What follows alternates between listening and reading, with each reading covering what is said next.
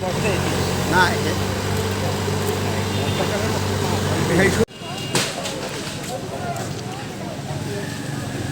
তো আমাদের এখানকার যে জনগণের একটা প্রাণের দাবি ছিল এই খালটির যেন পানি প্রবাহ আগের মতো নিশ্চিত হয়।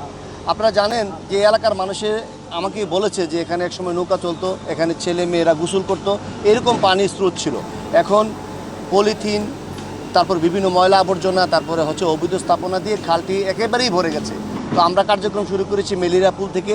প্রায় 2 কিলোমিটার লম্বা এই খালটি আমরা খনন করব এবং দূষণমুক্ত করব। পিরোজপুর শহর যেখানে আপনার বন্যার পরেও 7 দিন জলাবদ্ধতা থাকে, মানুষ কোমর পর্যন্ত বুক পর্যন্ত পানি থেকে যায়, পানি নিষ্কাশনের জায়গা নেই।